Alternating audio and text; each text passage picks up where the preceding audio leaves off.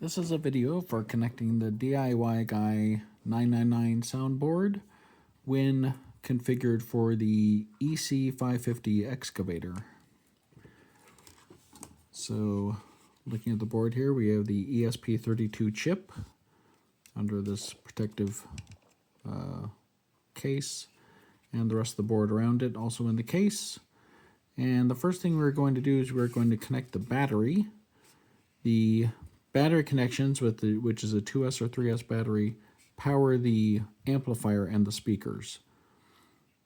In most cases, everything else, your LEDs and your receiver are going to be actually powered by one of the ESCs connected. As you know, ESCs usually come with a battery elimination circuit, which is the red wire. It's basically the ESC is providing power through that red wire.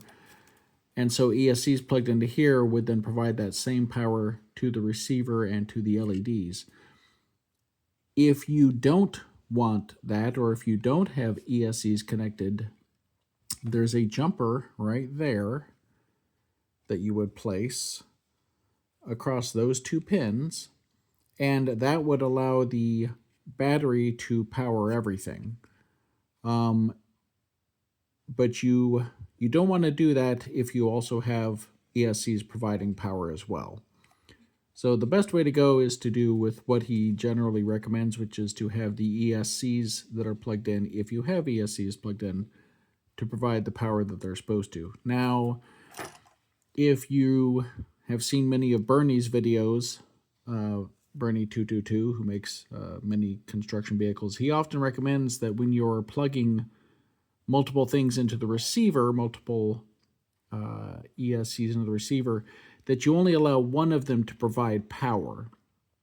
That the other ESCs, you remove that red power pin so that only one ESC is actually providing power. I don't know if that's a good precaution on this board as well, but it probably doesn't hurt. So I bring that up because in this configuration, there are 4 ESCs that are going to plug into these headers, and you will still have your receiver plugged in. So the receiver needs the power, so those ESCs will provide power the receiver needs to run and the LEDs, but you probably want to have only one of the ESCs actually providing power. So I would remove the red cable from your other ESCs and only have one of them actually providing power to the board. So to start, let's connect the battery though. So the first thing we're going to do is we have to remove the ESC to get access to the battery connection. So to do that, I'm going to grab it right in the middle, very gently, and we're going to wiggle it back and forth just a little bit. So you see the pins are starting to show, and you want to see the pins are showing evenly front and back. And again, hold it tightly here and grab it in the middle, and you're just wiggling very, very gently because you don't want to accidentally have one side come up, because that could bend the pins on the other side. Okay, so remove that, and here are the battery terminals. So loosen the screws.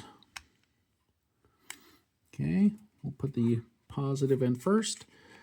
This side, I haven't marked on this one. Yours may or may not be marked. This terminal on this side is the positive. There's a hole in there. Stick in the wire. Tighten it down. Give a little pull. That means it's good. Second negative goes in there. Tighten it down. Give it a little pull. Okay, battery's connected. We can now put the ESP32 back on.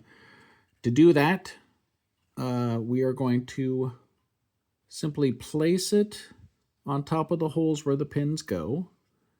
We look both sides to make sure it's just sitting on top of the connector. To orient this, you want to make sure that the USB port on the ESP32 is on the same side as the battery connectors. You do not want to try to put it on backwards.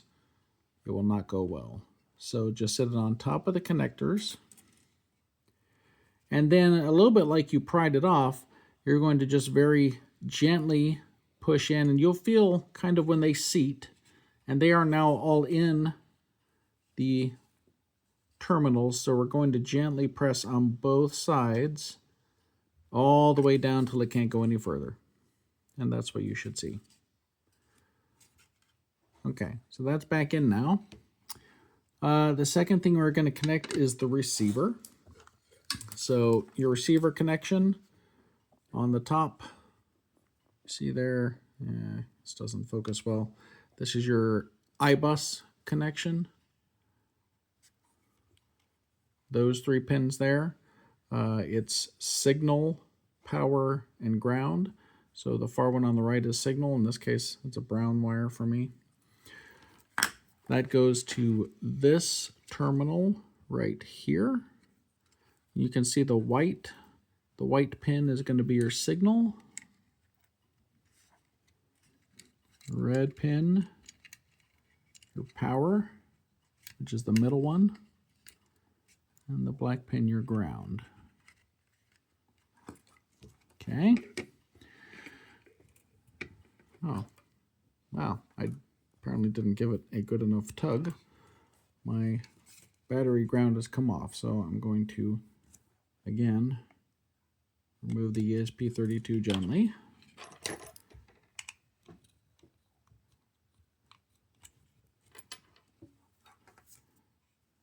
And get it in there. Must have just had it barely in, or perhaps I didn't tighten this down hard enough. Okay. Yeah, I'd say I didn't quite have it in there good enough. You can tin the ends of your wires if you want, and that will help make a better connection.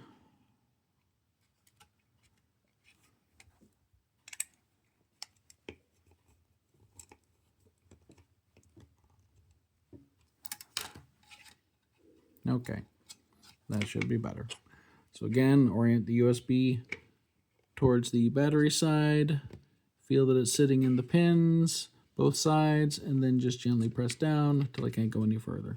Okay. Now the next connection for the excavator, the configuration for the board has you plugging 4 ESCs into this. They are the ESCs for the bucket, the dipper, the boom, and the swing. If you look at the web page for DIY Guy 999 for the web flasher, if you scroll down on the web flasher page, you'll see this, and it shows you which channel on your receiver things should go to and what you do with them. And you see for channels 1 through 4, it says ESC on sound controller channel 1, 2, 3, and 4.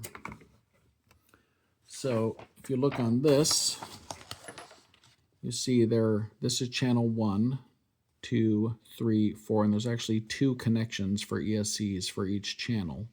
So we're going to plug an ESC into the first set of pins, then skip a set, and then so that's the bucket ESC. The dipper ESC would go 2 pins over, the boom ESC would 2 pins over there, and the swing ESC 2 pins over from that. Now, I don't have an excavator, so I just have an ESC that I'm going to plug into the first set of pins, and the colors match. You can see white, red, and black. And so we just plug the ESC into that first slot. So that is the bucket ESC. So the dipper ESC would go into the next set of pins, leaving a set of pins in between them, because again, there's 2 connections per channel. So channel 2 would be this third set of pins here. So basically, you're going to have an ESC every other set of pins for 4 ESCs. Now, again, not having an excavator, I'm not entirely sure why the ESCs are controlled by the sound card, except that I know that he does have channel 5 being on switch A. It lets you switch between ISO and SAE mode selection as far as control. I don't know how important that is to you. If you don't care about that, maybe you could just leave the ESCs plugged into your receiver. The sounds will still work because the sound card gets the instructions from the receiver on what channels are being used. So the sounds will still work, but give it a try and see if you notice some difference in how it's controlled. I don't know if he includes some kind of inertia on the controls or something, as he does on the throttle. It's possible. Again, I don't have an excavator yet. Okay, 2 more connections we're going to make then. One is the speaker. Okay, you can have a left and right speaker if you want. The red or positive is the inner pins of these 2 connections. Okay, I'm just going to plug in 1 speaker. Okay, and then finally, here's just a header that I have that has all of the LED light connections. So I'm going to plug in all of them. But on the sheet that I include with the board, you should see a little breakout of what lights are controlled by channel 8. It's not all of them, but it's a decent selection. So basically, channel 8 is going to give you a switch to turn a bunch of lights on or off. So, okay, it is now connected and ready to be used.